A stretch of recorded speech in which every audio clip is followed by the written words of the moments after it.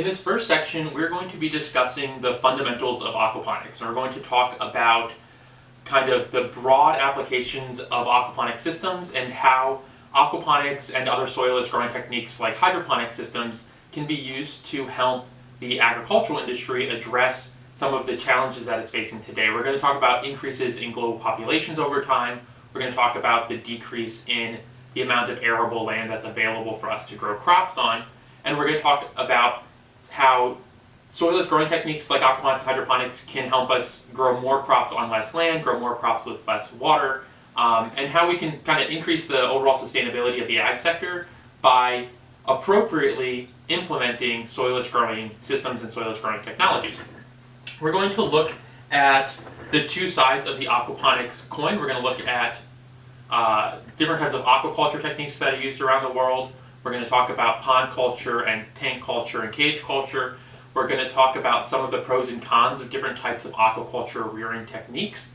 And we're also going to look at different broad kind of benefits of soilless growing techniques. So we're talking about hydroponics and look at some of the benefits that we get when we switch from growing crops in soil to growing crops in soilless environments. We'll talk about decreases in pest issues, decreases in nutrient dependency and nutrient depletion in the growing environment. So we'll look at a number of those various benefits of aquaponic and hydroponic growing, given the fact that they are soilless growing techniques. And then we're going to step back a little bit and we're going to talk about aquaponics relative to hydroponics, talk about some of the benefits of aquaponics as it relates to where our nutrients are coming from and the dependency of the system and of our growing crops on bringing in outside nutrients. And we're going to look, when talking about aquaponics, we'll look at the basics of what aquaponics is. We'll talk about the basic definition of aquaponics, the idea that aquaponics is simply growing plants using fish waste, and we'll talk about the role of beneficial bacteria and the fact that beneficial bacteria is often neglected or forgotten when discussing aquaponics. So we'll talk about that aquaponic missing link, the role that beneficial bacteria play in preparing aquaculture waste for plant uptake and safe crop production.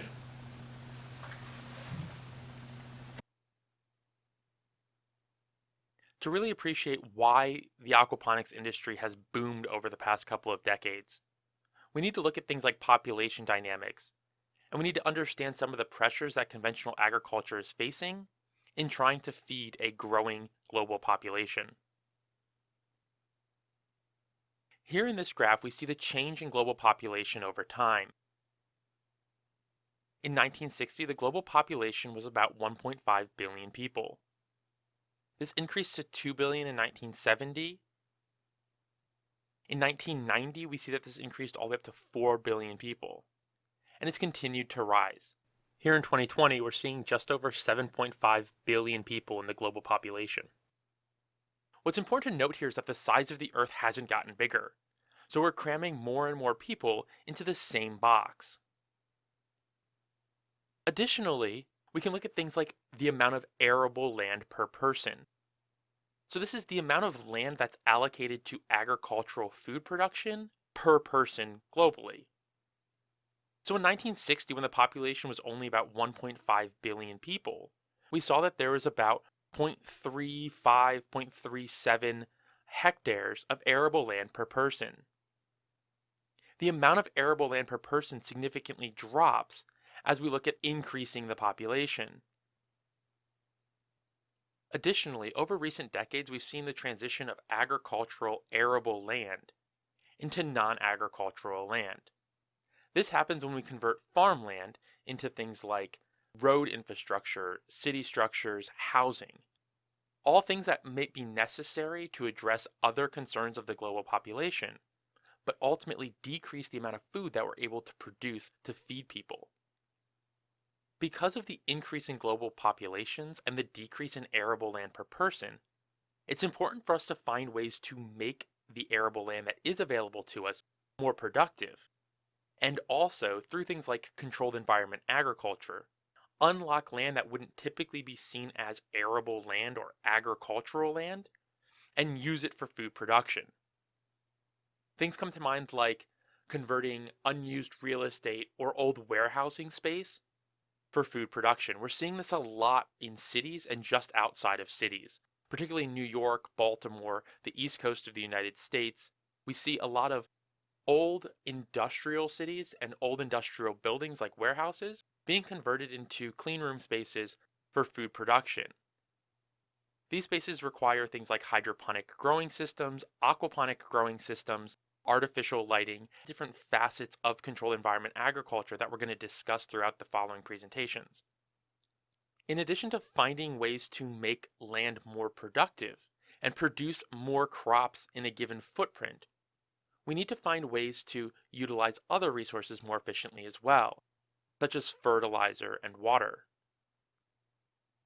It's expected that by 2025, there will be approximately 1 billion more mouths to feed globally.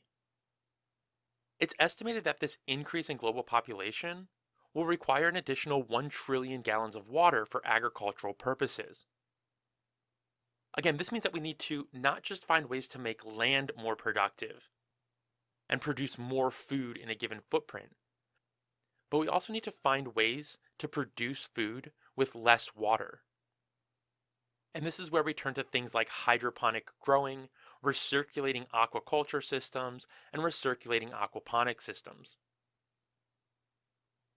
So as we begin our journey into aquaponics and understanding what aquaponics is, how it plays into global food security, how to build aquaponic systems and operate them, all things that we're going to touch on in the following presentations throughout this course, we really need to answer the simple question, what is aquaponics? And there's a very common answer that's given when we discuss aquaponics, and it's kind of how aquaponics got its name. The common answer that we often see when discussing aquaponics is that aquaponics is aquaculture, which is fish farming, plus hydroponics, soilless growing. And that gives us aquaponics. Kind of just take the aqua from aquaculture and the ponics from hydroponics, and that's how we get aquaponics. And as we work through this lecture and the following lectures and presentations, we're really going to want to look at that definition and keep that in the back of our heads. And we're going to try and understand, does simply taking fish waste and fish farming and bolting it to a hydroponic system or soilless growing system really give you an aquaponic system? And are those really the two key parts that make an aquaponic system successful?